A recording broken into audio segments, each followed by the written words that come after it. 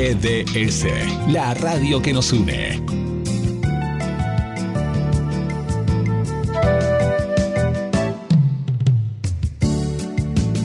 En nuestro aire, la radio que elegiste. www.gdsradio.com. GDS. Descarga nuestra app. Encontranos como GDS Radio. La radio que elegiste. No, no, no, no, no, no, no, no.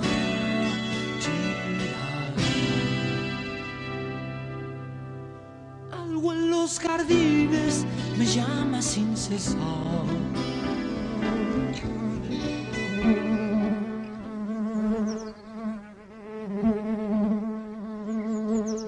Empapado de abejas, en el viento asediado de vacío, vivo como una rama, y en medio de enemigos sonrientes, mis manos tejen la leyenda. Crean el mundo espléndido, esa vela tendida. Julio Cortázar.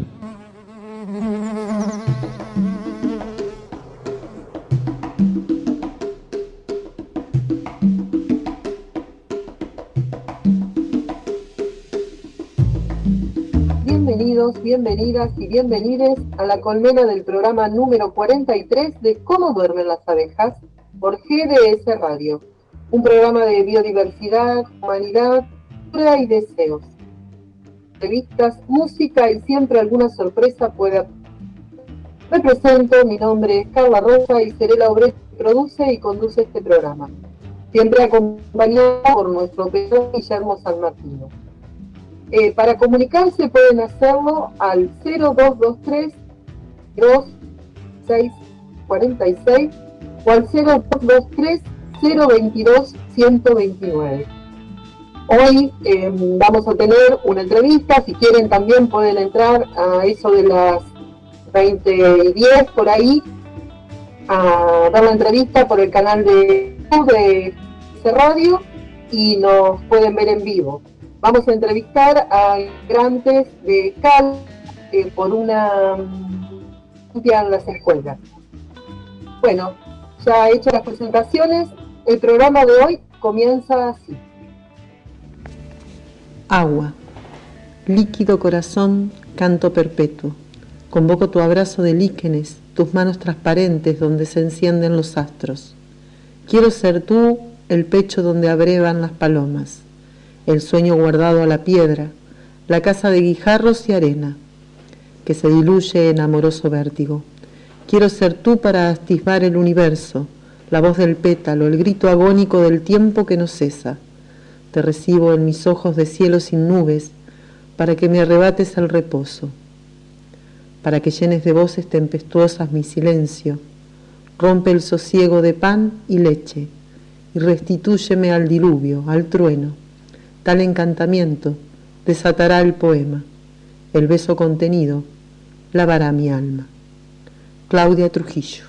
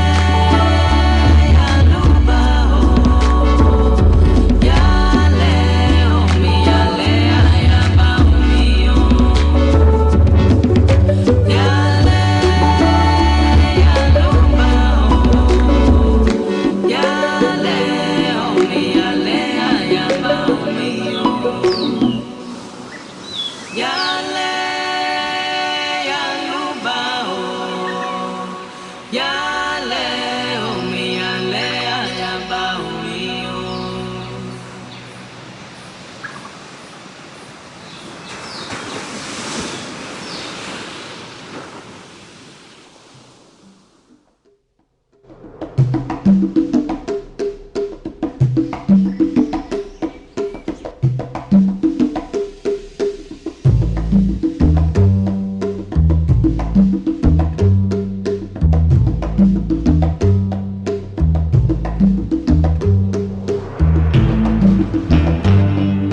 Bueno, volvemos y en este segundo bloque estamos con Kanki Alonso, integrante de CALE por Agua Limpia para las Escuelas. Hola Kanki, buenas noches, bienvenido a Cómo duermen las abejas. Y bueno, nos comunicamos por un tema tan importante como es la salud de los y las trabajadoras de las escuelas rurales y de los niños y las niñas que van a estas escuelas también. Contanos un poco, ¿qué es CALE y cómo se forma? Bueno, CALE son las siglas de la campaña por agua limpia en las escuelas y se forma por integrantes en su mayoría de distintas asambleas u organizaciones de distintos lugares. Nace el movimiento en la provincia de Buenos Aires. Y bueno, después se fue expandiendo a las provincias de Santa Fe, Córdoba, y después se extendió al resto del país, a todo el país. Básicamente lo que hemos visto es que en los establecimientos educativos se suelen hacer análisis químicos de agua de rutina, una vez todos los años, pero los análisis químicos son microbiológicos, apuntan a la contaminación bacteriológica, y después hacen el físico-químico tradicional. Con tradicional nos referimos a que no buscan la presencia de agroquímicos, para lo cual se requiere un tipo de análisis específico, y lo mismo pasa con algunos metales pesados.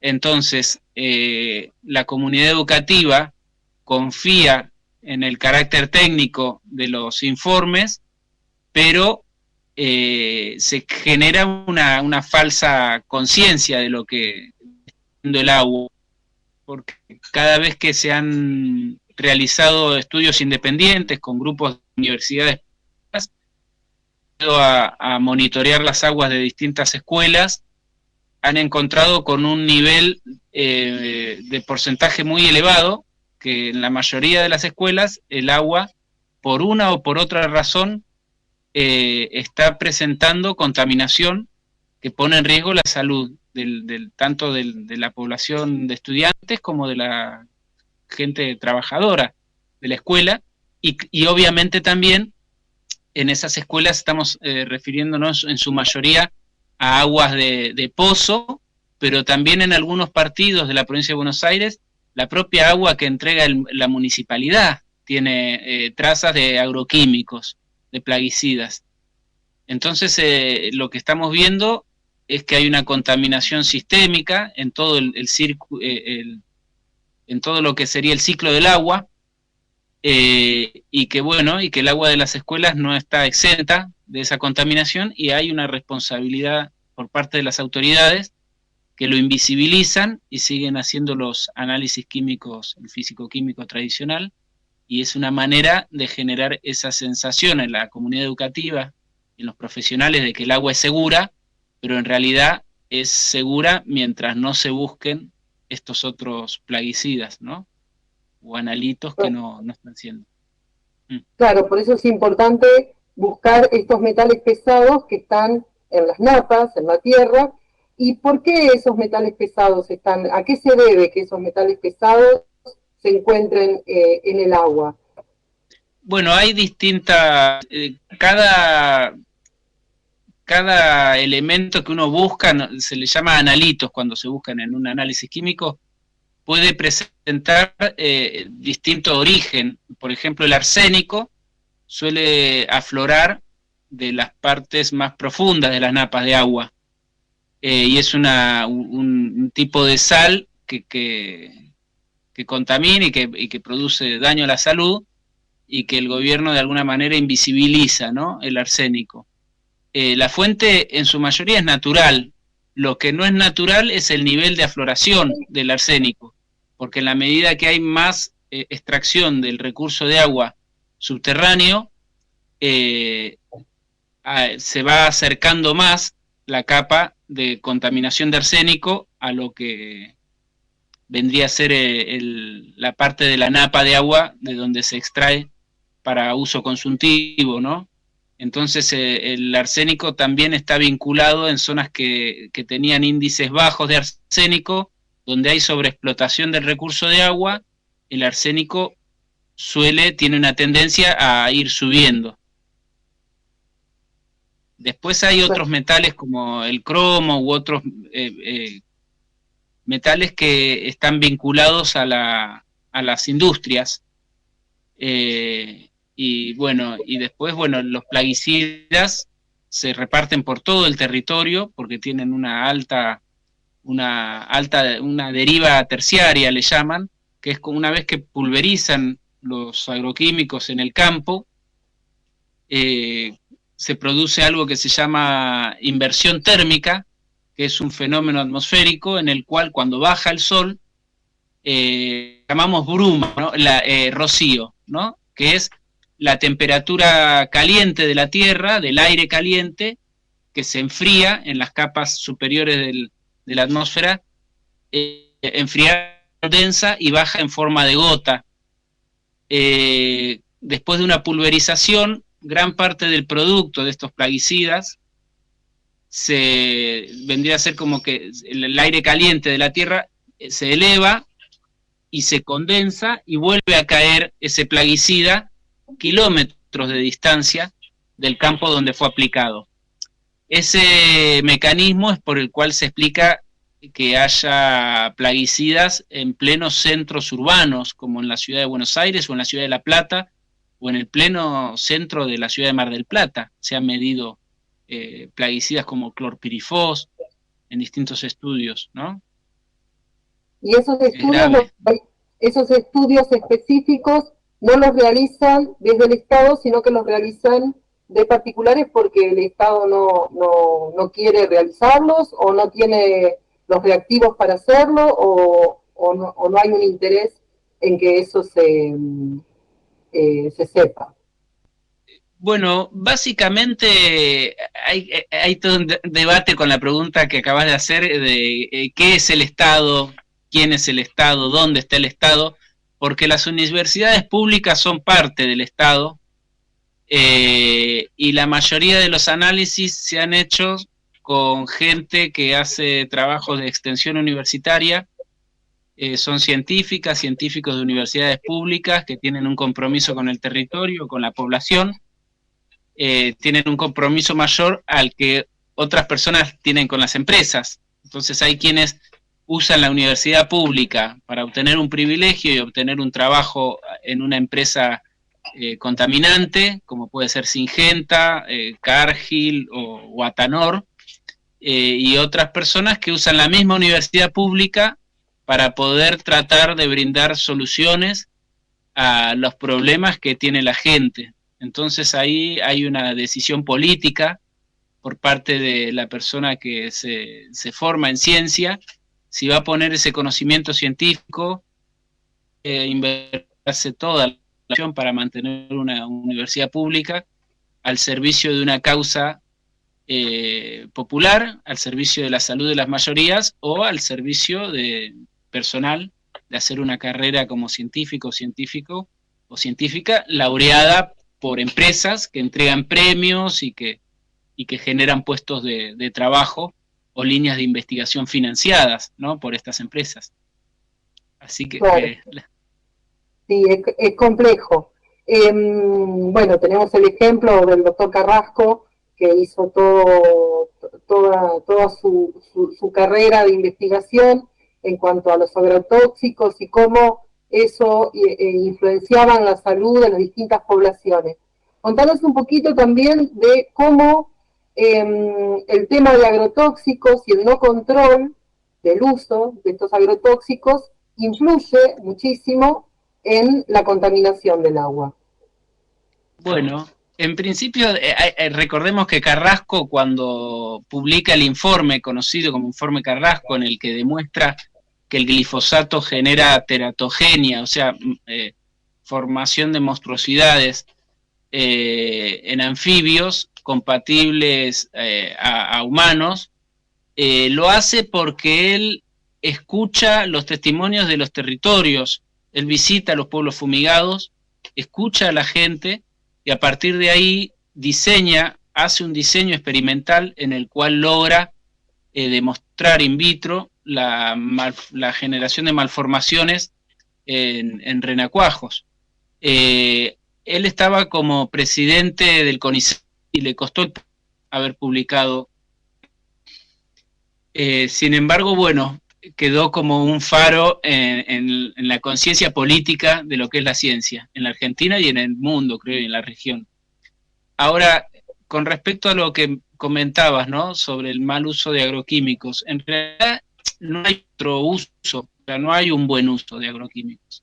O sea, desde el momento en que la molécula del biocida se fabrica, estamos produciendo una molécula que va a ser liberada a un ambiente en el cual hay vida en todos los ambientes. Se ha demostrado que hay vida en la atmósfera, en las capas más elevadas, en el aire que respiramos, en todos los cuerpos de agua. Entonces, cuando se formula un veneno, que en plantas se le llaman de síntesis química, pero además son sistémicos. Sistémico quiere decir que ingresa dentro de la célula. Y a veces cuando en la escuela se enseña célula, ¿no?, que se ve procariota y eucariota, las células eucariotas forman organismos multicelulares, y se ve el transporte transmembrana de la célula, son mecanismos universales. O sea, si un plaguicida ingresa dentro de una célula, de una planta de un yuyo, de una planta silvestre, del trigo o del maíz, es porque va a ingresar en una célula de otros organismos, porque los mecanismos de ingreso a las células son universales, hay poca diferencia. Entonces también termina ingresando dentro el cuerpo puede ser de un grillo, de una lombriz, o de un ratón, o de una persona. ¿Qué es lo que produce una? En principio podemos arrancar con el principio precautorio, que dice, hasta tanto no haya una certeza de que no hace daño, hay que implementar el principio precautorio, y hay que abstenerse de estar en contacto con esa molécula.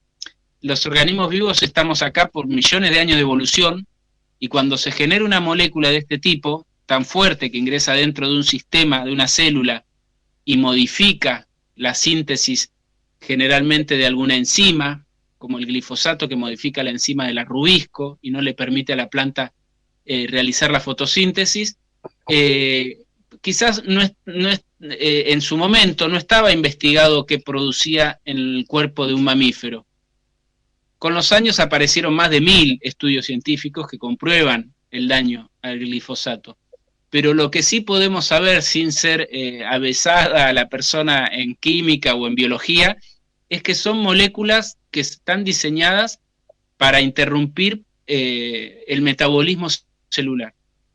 A partir de ahí va a afectar cualquier célula eucariota de una manera en la que no es natural. Y nosotros creemos que gran parte de los plaguicidas que aparecen, por ejemplo, cuando se hizo el proyecto Sprint, no sé si les suena, fue un experimento que se realizó en Europa y se eligió un país fuera de Europa, se lo eligió a Argentina. El experimento consistió en seleccionar personas voluntarias distribuidas en ciudades y en zonas rurales también, y personas con distintas dietas. Había personas que consumían solo verduras agroecológicas, por ejemplo. Personas vegetarianas, veganas, otras que no. Y se les puso una pulsera en la muñeca, que tenían durante 10 días. La pulsera medía los plaguicidas que estaban en la atmósfera, en el aire de adentro de la casa, de la persona o en su entorno. Se analizó la orina, el pis, la caca y la sangre, además de estas pulseras. Y además se juntó el polvo que uno barre adentro de la casa, el polvillo de la casa, se juntó también y se mandó a Holanda a analizar. Y lo más sorprendente, la gran sorpresa, fue que de todas las matrices, la que presentó mayor nivel de contaminación fue el polvo de las casas. Entre 40 y 80 y pico de plaguicidas distintos. O sea, un cóctel de veneno fenomenal, que nadie se lo esperaba, justamente en una matriz que nadie está exenta, la persona. Por más que tengas un departamento en la ciudad de La Plata, lo que se comprobó es que en el 100% de las casas había un promedio entre 40 y 80 plaguicidas en el polvo.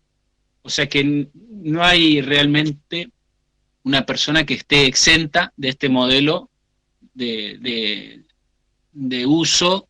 Sería una línea de pensamiento que lleva a usar la naturaleza como un objeto, a cosificarla y a reducirla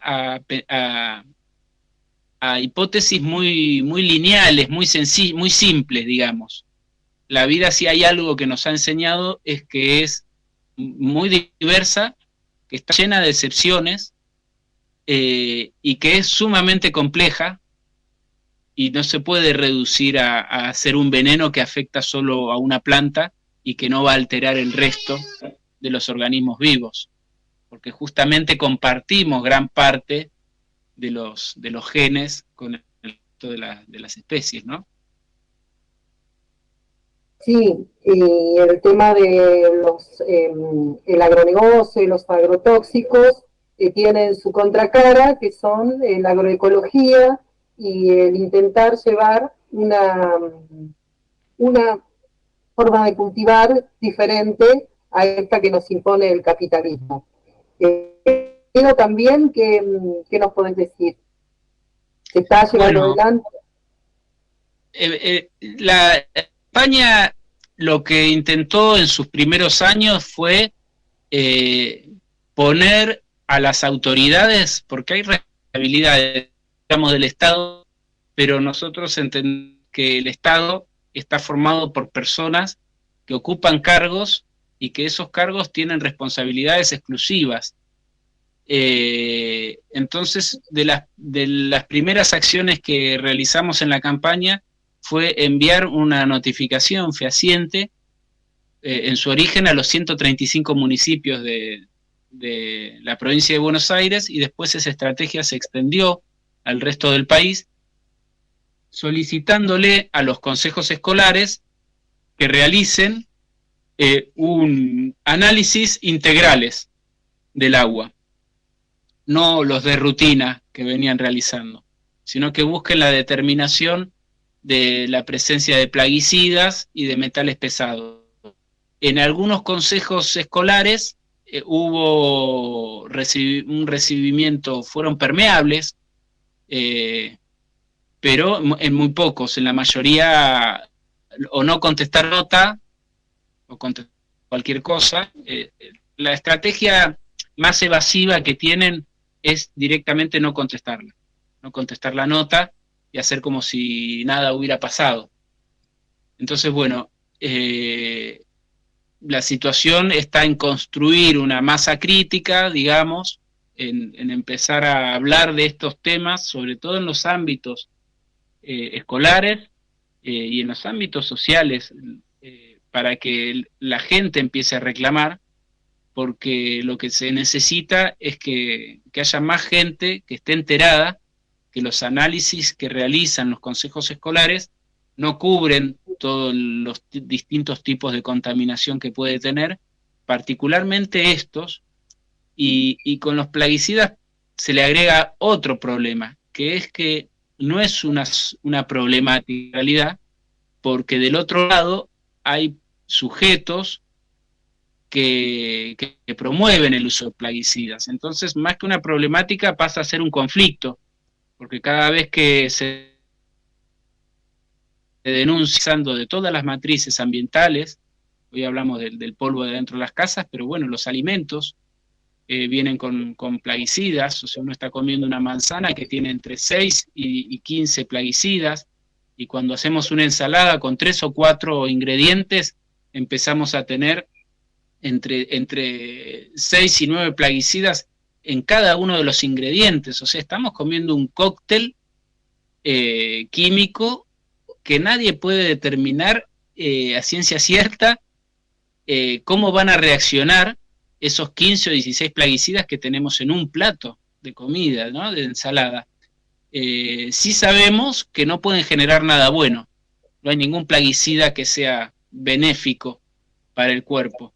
Entonces, y una de las cosas más graves es que generan enfermedades silenciosas, o sea que cuando aparece la enfermedad es muchos años después de que la persona está expuesta a pequeñas dosis, y una vez que aparece tiene su lógica propia, la enfermedad. Ahora, acá del Estado, los consejos escolares es la célula más próxima a las escuelas de un distrito, y son quienes toman la decisión y quienes manejan un fondo. Ellos manejan fondos para destinarlo a lo que crean más urgente o más importante. Evidentemente, si no lo destinan a determinar la presencia de plaguicidas, es porque no está la voluntad política, y además de no está la voluntad política, no hay una sinceridad para con la población expuesta. Detrás de eso hemos encontrado que hay miedo, que hay temor, que hay la sensación. En una oportunidad un defensor del pueblo de un municipio nos dijo: ¿cómo le vamos a decir que a la gente que el agua está contaminada si no tenemos la solución? Subestimando por completo a la gente, como si la gente no pudiera buscar soluciones, no pudiera exigir soluciones, no pudiera organizarse para reclamarlas, ¿no? Entonces hay una idea en ciertas maneras de ejercer la función pública, tanto de la Defensoría del Pueblo como de los cargos dentro de los consejos escolares, en los cuales se sigue viendo a las comunidades como grupos de personas incapaces. Entonces ellos manejan una información que la retienen, tratan de que no se difunda, y a veces tratan de que no se genere la información, porque a veces la información está y no la quieren difundir, como sucedió con el presidente, el director nacional del INTA, que cuando se fue a hacer la presentación del proyecto Sprint, se canceló la presentación institucional que iba a hacer el INTA, porque el director nacional lo ordenó con 24 horas de antelación. Entonces ahí la información estaba y no la quisieron difundir. Pero en otros casos la información no la quieren generar. Entonces quieren que sean los análisis. Eso es otra de las cosas que hemos visto. Y todo esto responde a una matriz de sumisión al capitalismo, que plantea que estamos acá en este mundo, estamos viviendo, pero no podemos modificar la ley de mercado y tenemos que acomodarnos a lo que dicte el dinero, el mercado y los centros hegemónicos de poder económico, ¿no? Porque el verdadero poder lo tiene la gente, y eso lo ha demostrado en muchas oportunidades.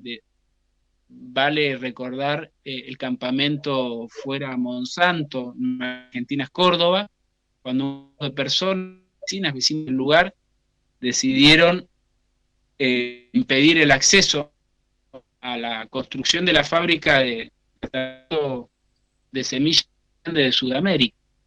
En ese momento tenía el aval de la presidenta de la nación y tenía una inversión de muchos millones de dólares, y sin embargo un grupo de personas de una localidad periférica de Córdoba logró que la planta no se emplace en ese lugar. Entonces, en ese caso y en muchos otros, en el territorio, se ve que el mecanismo por el cual la gente se salvaguarda o se defiende es un mecanismo que no está siendo tenido en cuenta, incluso por quienes estudian las ciencias políticas, ¿no?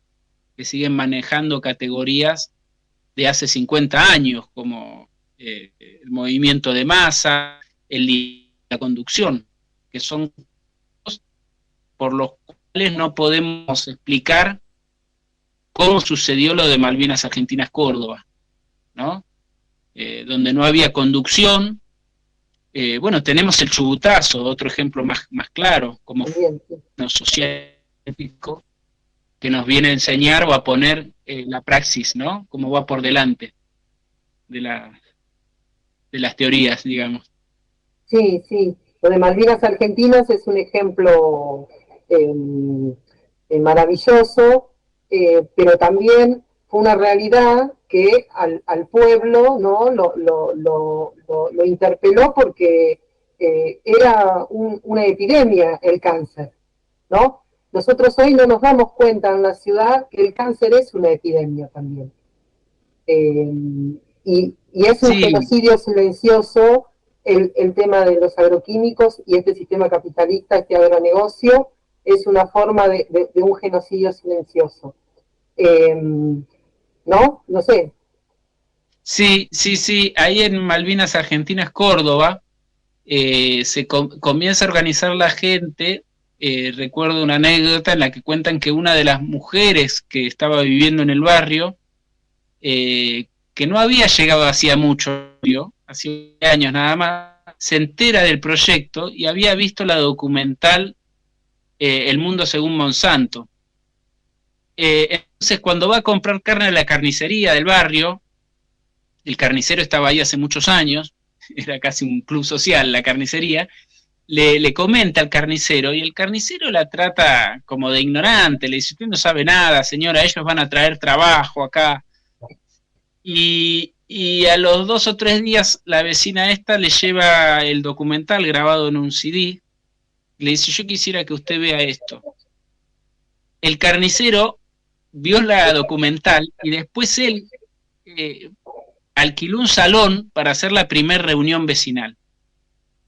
Entonces ahí cómo qué unidad tienen estos qué falta de previsión, porque nadie se pudiera imaginar que ese mecanismo fuera un mecanismo que despertara lo que despertó, y eso es algo fabuloso. Yo sigo planteando el tema del chubutazo y de lo que fue la restitución de la ley en Mendoza, la 7722. En 10 días perdieron una ley y la recuperaron en 10 días saliendo a la calle. Claro. Y no hubo, y lo más, lo maravilloso y realmente lo extraño, es que no hubo conducción política. Hubo política y hubo politización en todas las esferas, pero no hubo conducción, no había ningún liderazgo, no había alguien que diga: bueno, yo soy el representante de toda esta gente que está acá atrás, o a mí me eligieron para hablar, sino que lo que había era una espontaneidad de la gente que entre todas manejaba más o menos la misma información y más o menos habían puesto como el relojito en un horario, decirle no a esto, no a la megaminería, no al cianuro, y salió Mendoza a decirle no al cianuro, y la persona, sea de derecha, de izquierda, o andás a ver cómo se autoidentifique políticamente, fue a decirle no al cianuro. Y cuando todas las personas salieron a decirle no al cianuro, se generó algo maravilloso, porque a veces uno piensa, bueno, ¿cuáles son los 3 poderes del Estado? El legislativo, el ejecutivo y el judicial. La ley 7722 había tenido 11 causas judiciales que llegaron a la Suprema Corte de Justicia de Mendoza y no la pudieron voltear.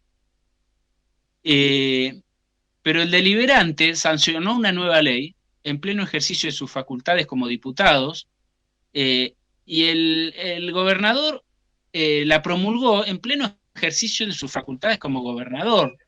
Y sin embargo, ese mecanismo pudo accionar cumpliendo todos los reglamentos y no tenían legitimación democrática. Entonces estamos en una situación histórica en la cual empezamos a ver que no alcanza con que una persona sea elegida en las urnas, que las decisiones que van a involucrar modificaciones sustanciales de la población necesitan tener legitimación.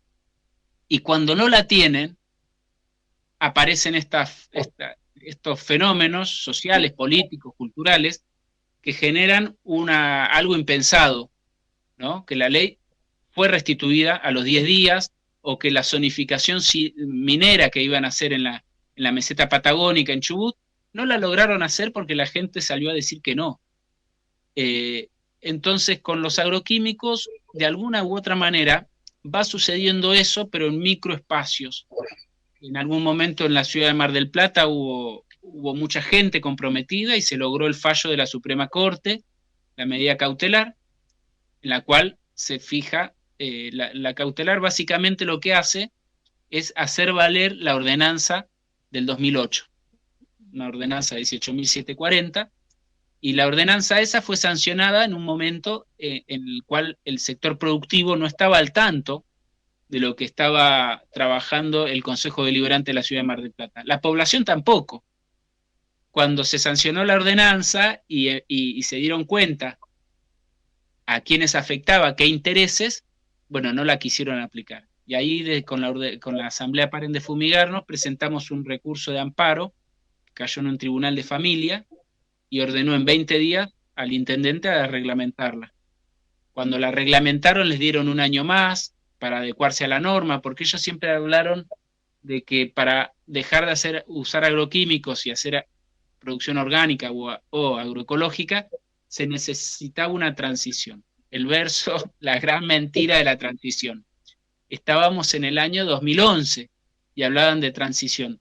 Ahora estamos en el 2024, pasaron 13 años y no vemos ningún tipo de transición.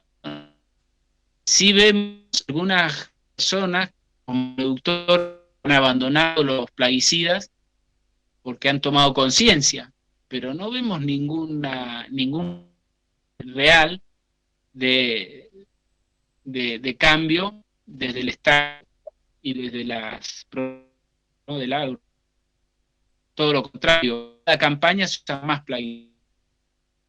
Cada año es más. Y en relación a eso, existe un protocolo, ¿no?, para denunciar cuando no se cumplen estas medidas de fumigar más allá de los 1000 metros, que no estén cerca de las escuelas. Existe un protocolo. Contanos de qué se trata ese protocolo y si está en función en este momento. Hay varios protocolos porque están los protocolos para los especialistas de salud que reciben a las personas afectadas, que relatan haber estado expuestas a pulverizaciones con agroquímicos, comúnmente llamadas fumigación. Después están los protocolos para los trabajadores de establecimientos educativos, auxiliares y docentes, que también de alguna manera están orientados a cuáles son las medidas de urgencia que, ¿no?, cerrar todo, de cada distrito, de cada lugar para hacer la denuncia. En la provincia de Buenos Aires tenemos la Delegación de Prevención Ecológica y Sustancias Peligrosas, que es comúnmente se le llama Policía Ecológica, que es la policía de la provincia, es relativamente nueva, del 2006 en adelante, ese cuerpo de policía, encargada de todo lo que son delitos ambientales. Entonces, como los agroquímicos están incluidos dentro de la Ley de Residuos Especiales, la Ley 24051, ley nacional, o hay una ley provincial que es la 11.720, que es más o menos lo mismo, están categorizados como un residuo especial, y contaminar con plaguicida el agua es un delito de orden público. Entonces, cuando se llama a la policía tiene que hacerse presente, generalmente se acercan al productor o al aplicador, le solicitan la receta agronómica, que es muy importante tener acceso a eso, porque si hay una persona afectada, se puede tomar conocimiento de cuáles son los principios activos con los cuales han pulverizado, si esos principios son hepatotóxicos, o sea, si intoxican el hígado, si son neurotóxicos, cuál es la reacción que generan. Así que es muy importante llamar a policía ecológica, tener acceso a la receta agronómica, y después, bueno, depende del municipio, depende de la zona, hay distintas reglamentaciones. A nivel provincial está la ley 10.069, una ley de la década del 80, fines del 80, el decreto reglamentario es el 499 del año 91, y en el decreto se fija una prohibición de aplicación aérea de una distancia de 2 kilómetros. O sea, no pueden pulverizarse con avionetas a menos de 2 kilómetros de la zona urbana o complementaria donde habiten personas. Eso para las pulverizaciones aéreas. Pero para la pulverización terrestre, ese decreto, esa normativa del 91, no fija una restricción para en toda la provincia. Entonces lo que empezaron a hacer los municipios es a generarlo a partir de ordenanzas municipales. Mar del Plata sancionó esta que hablábamos en el 2008. Distintos municipios tienen otras distancias. La ciudad de Miramar, por ejemplo, el General Alvarado tiene 200 metros de resguardo. Ahora, ¿cuál es la distancia en la cual los estudios epidemiológicos y científicos advierten un cambio en la afectación? Según estudios de genotoxicidad, porque aparentemente una de las primeras, o sea, las pulverizaciones con agroquímicos afectan las barreras primarias de salud. O sea que lo que tiende a afectar es las vías respiratorias y dérmicas. Pero más allá de eso, también genera daño genético. Entonces, la doctora Delia Ayaza, en Río Cuarto, Córdoba, ha hecho estudio de daños genéticos en niños y niñas que vivan cerca de campos, y determinó que a partir de la distancia cero, ¿no? O sea, pegado al campo, hasta los 1095 metros, no había diferencia. O sea, una persona que estaba a 800 metros del campo, una familia, tenía más o menos el mismo daño genético que la persona que estaba a 50 metros. Pero a partir de los 1095 metros, sí encontró un declive importante en la tasa de incidencia de daño genético, y bueno, obviamente que en 1095 metros, dijo, esta distancia se la debe tener en cuenta en ese estudio. A reglas generales, la mayoría de los estudios médicos hablan de 1500 metros para las aplicaciones terrestres.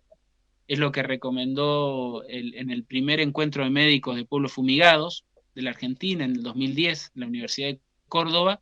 Se juntaron especialistas médicos de todo el país, del Chaco, Santa Fe, Córdoba, Entre Ríos, provincia de Buenos Aires, y presentaron las estadísticas de hospitales públicos. En aquellas zonas donde se había producido el avance de la frontera agrícola, la sojización, etcétera, el cambio fue rotundo. Entonces el cáncer se multiplicó 4 veces, los abortos espontáneos lo mismo. Entonces en esas comunidades el impacto fue más notorio, y en el informe de médicos, primer informe de médicos de pueblo fumigado del 2010, recomiendan a todas las autoridades a prohibir las aplicaciones de agroquímicos a menos de 1500 metros de las poblaciones. Sí. Bueno, Kanki, te vamos a agradecer. Para quienes nos están escuchando, estamos hablando con Kanki Alonso. Él es integrante de CALE, por agua limpia en las escuelas, que lo que nos trajo hoy fue el tema del agua contaminada en las escuelas, pero que está relacionada con un montón de otras cuestiones que que influyen en esta necesidad de denunciar estos atropellos en cuanto a si los consejos escolares hacen oídos sordos a las demandas de cada sector. Vimos en el mapa que compartimos en el video, se vio en el mapa norte, sur, con las distintas escuelas, en los que se metales pesados, por investigaciones de la universidad, como decía Kanki, de los científicos que les interesa el bien común. Y bueno, te agradecemos un montón. Una cosita más quería agregar. Se preparó una gacetilla que se está distribuyendo por las redes. Al final de ese comunicado están los datos abiertos de los informes de estos grupos universitarios con los resultados de los análisis. O sea, están los resultados de los análisis y los informes de decenas de escuelas de la Argentina. Datos abiertos. Cualquier persona puede acceder a ellos. Recordanos dónde encontramos a Cale. En Facebook, ¿qué más? Las redes están en Facebook y creo que en Instagram también. Yo en eso no estoy bien al tanto, porque en realidad como estoy en el Paren de Fumigarnos de Mar del Plata, vamos compartiendo a través de otras redes, pero sí, se puede buscar Cale tanto en Instagram como en Facebook, o buscar en el Google, que aparecen también entrevistas a distintos miembros del país. Y ahí comparten también estos informes que están abiertos para cualquiera que quiera acceder a ellos. Bueno, nos vamos a despedir. Gracias por estar con nosotros y con nosotras en Cómo duermen las abejas, y nos vamos a ir escuchando canciones urgentes para mi tierra. Agua va. Un abrazo. En torrentes de vida, en lluvia cristalina,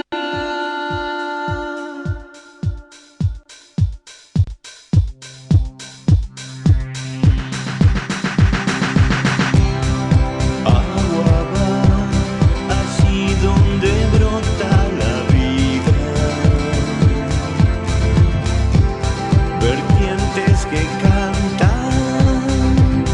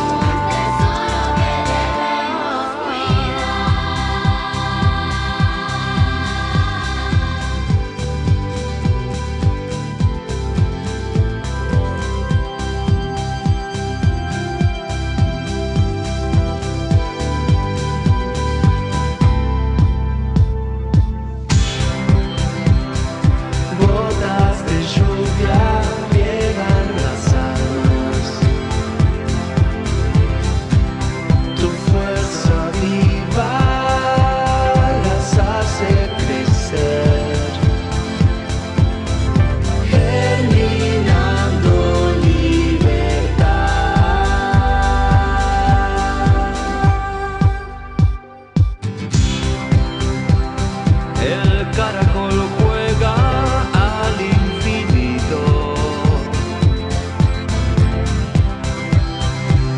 Aturde el silencio tu playa con un murmullo de mar intenso.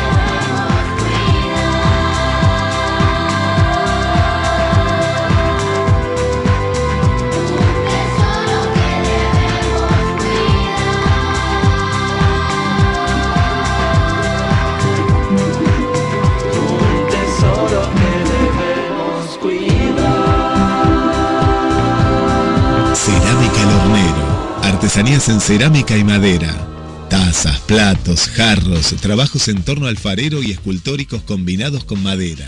También realizamos pedidos personalizados.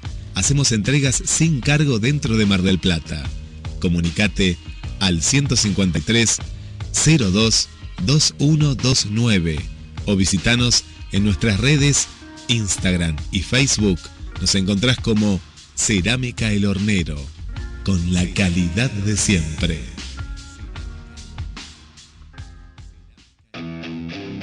JCR Fusión, herrería, trabajos a pedido, muebles, barras, escaleras, herrería, carpintería. Comunicate ahora mismo al WhatsApp 223 619 8073. Búscanos en las redes sociales, Instagram y Facebook, JCR Fusión.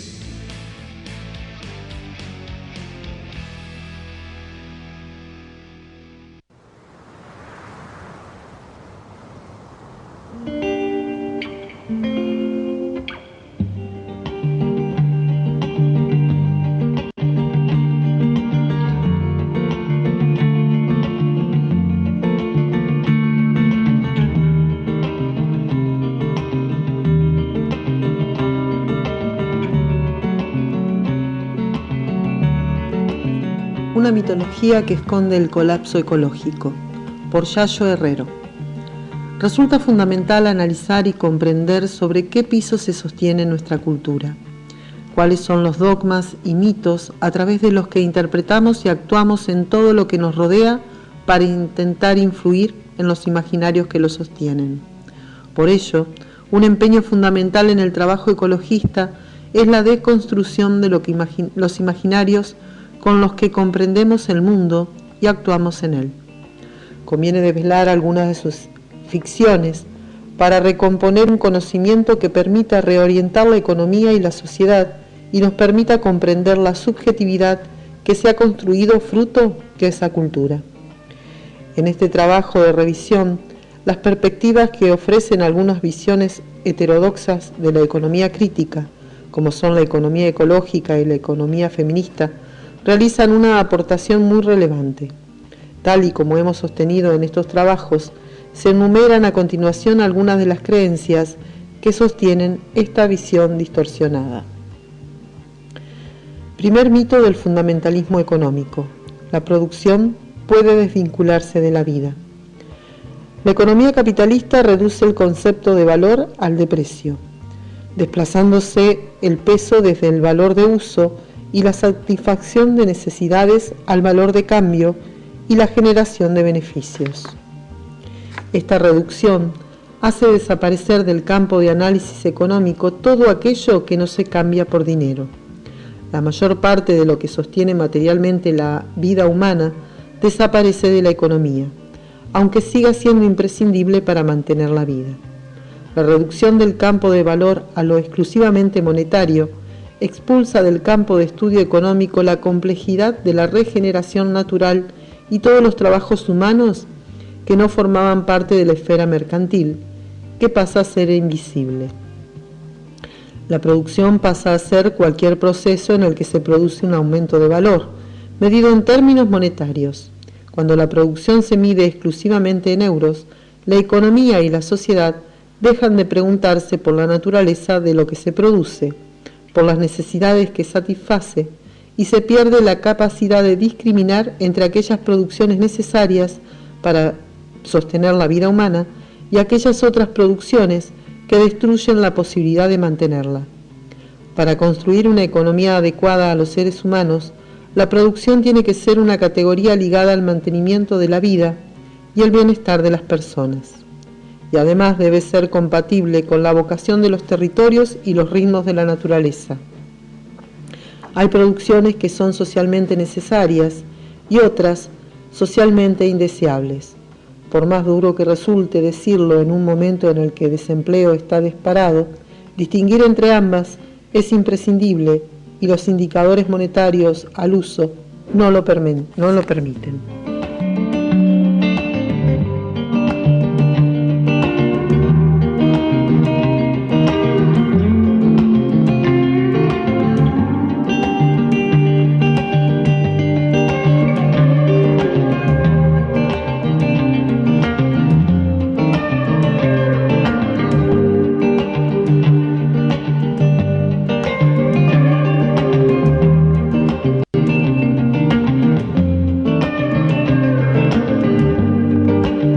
Segundo mito del fundamentalismo económico: tierra y trabajo sustituibles por capital.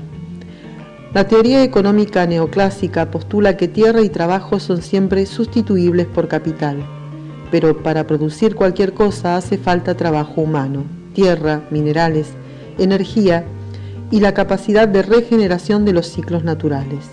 Si estos recursos no existen en el lugar en el que se pretende producir, habrá que traerlos de otros lugares. ¿Son sustituibles entonces la tierra y trabajo por el dinero? Mientras haya otras tierras a las que comprar a bajo precio, la energía, los materiales y la mano de obra, puede ser que sí, pero según se va ampliando la intervención humana en el planeta, cada vez quedan menos lugares para seguir expoliando. Los insalvables límites físicos muestran cómo, una vez esquilmados los stocks de materiales y alterados irreversiblemente los procesos naturales, por más que se pague, no se puede regenerar lo destruido. Una vez superados los límites del planeta, la reducción del tamaño de la esfera material de la economía global no es discutible. La llamada pobreza energética, que comienza a aflorar también en los países enriquecidos, evidencia la injusticia de mantener un esquema desigual en el acceso a la energía. Ante el declive y encarecimiento de la energía fósil, en buena medida sujeta a procesos especulativos, el ecologismo social, que apuesta por la existencia de sociedades justas e igualitarias, defiende que el esfuerzo de austeridad material deberá ser realizado mayoritariamente por los territorios, y dentro de ellos, las personas que sobreconsumen por encima de lo que permiten sus propios territorios.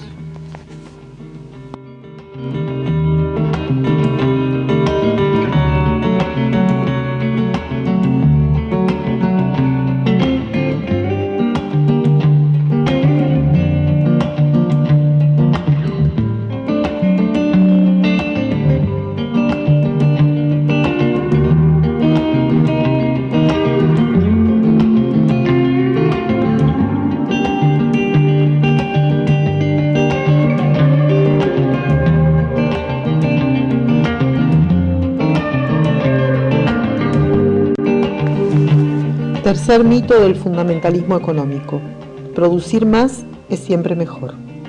Cuando se reduce el valor de un bien a un proceso al valor monetario que se le otorga, la única dimensión que crea valor en el mercado es su precio. El precio de un determinado producto no incorpora la inevitable generación de residuos que acompaña a cualquier proceso de transformación, ni tampoco el agotamiento de recursos finitos, ni la explotación de trabajadores y trabajadoras. La economía convencional no tiene apenas herramientas para poder medir ese deterioro y celebra cualquier tipo de producción que genera beneficio económico, aunque por el camino se destruya el presente y el futuro de sociedades y ecosistemas.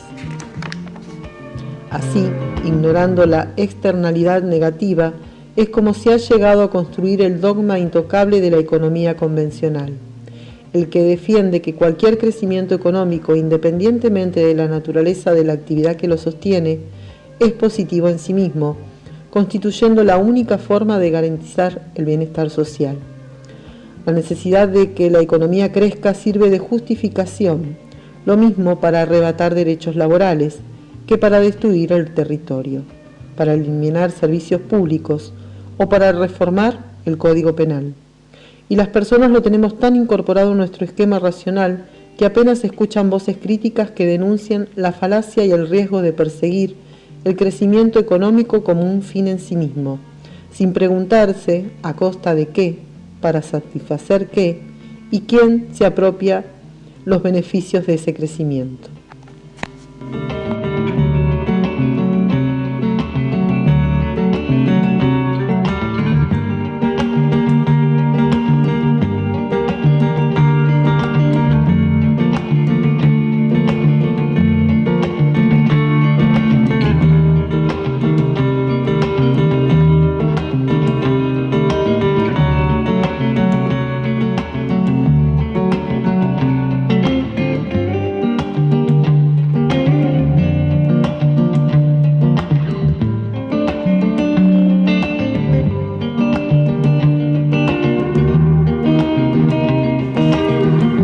Cuarto mito del fundamentalismo económico.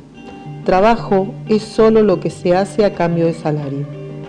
Con el nacimiento de la industria y el proceso de desposesión del campesinado, nació el proletariado, una gran masa de personas sin medios de producción que para subsistir se vieron obligadas a vender su fuerza de trabajo a los dueños de esos medios de producción. El trabajo pasó a ser concebido como aquello que se hacía en la esfera mercantil a cambio de un salario, y todas aquellas funciones que se realizaban en el espacio de producción doméstica que garantizaban la reproducción y cuidado de los cuerpos humanos pasaron a no ser nombradas, aunque obviamente seguían siendo imprescindibles tanto para la supervivencia como para fabricar esa nueva mercancía que era la mano de obra. De un plumazo se ocultaba una parte de la existencia que no tenía reflejo en el mundo monetario y que se subordinaba a las lógicas y exigencias de una economía hipertrofiada. La nueva economía transformó el trabajo y la tierra en mercancías y comenzaron a ser tratados como si hubiesen sido producidos para ser vendidos. La nueva noción del trabajo exigió hacer el cuerpo apropiado para la regularidad y automatismo exigido por la disciplina del trabajo capitalista. El cuerpo se convierte en una maquinaria de trabajo, y su regeneración y reproducción no es responsabilidad de la economía que se desentiende de ellas, relegándolas al espacio doméstico. Allí, las mujeres se ven obligadas a asumir esas funciones desvalorizadas socialmente, a pesar de que sean tan imprescindibles tanto para la supervivencia digna como para el propio mantenimiento de la producción capitalista. Paradójicamente, es el espacio mercantil en el que la solidaridad y el cuidado de la vida están suspendidos, el que organiza el tiempo y el territorio. Tiempo y territorio no son más que naturaleza y vida humana, que bajo esta lógica pasan a estar organizadas en torno a los beneficios. Y además, en este espacio mercantil, en el que la moral está suspendida, el que puede otorga derechos económicos y sociales. Es la participación en este espacio el que permite autonomía económica y protección social. Texto extraído de Una mirada para cambiar la película, textos de Yayo Herrero, editado por Biblioteca Otras Puertas en el año 2019.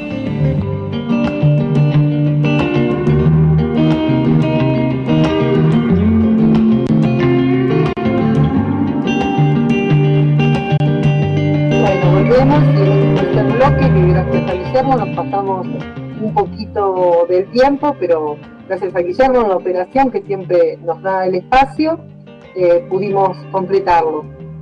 También encuentran en el canal de YouTube la entrevista, la pueden compartir y la entrevista que realizamos con Kanki Alonso. Y bueno, hasta aquí, cómo duermen las abejas. Espero se encuentren todos bien, todos y todas bien. Y nos encontraremos el martes que viene con alguna otra entrevista, algún otro poema y algún otro texto. Un abrazo muy grande y nos vamos escuchando De la tierra donde vengo, de Adrián Sala. Un abrazo.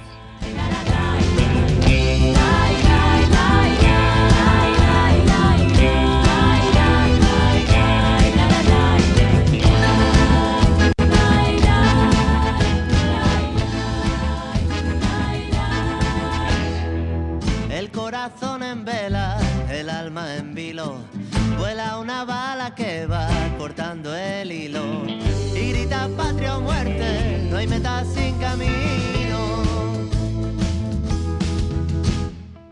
Un ideal que aprieta, de rebelión amiga, de cómo se construye la camaradería y grita patria o muerte, la mujer que la habita.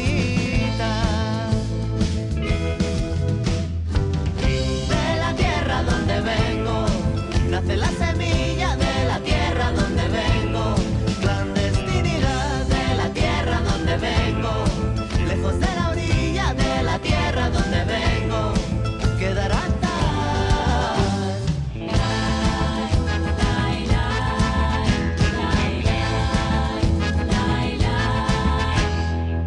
arcos y flechas que desechan los cuidados, muros de hierro que miran hacia otro lado. No hay patria sino muerte en lo que se ha olvidado. Del verde al barro, de lo plano a lo profundo, de sistemático a soñar por un segundo. No hay patria sino muerte cuando se acabe el mundo.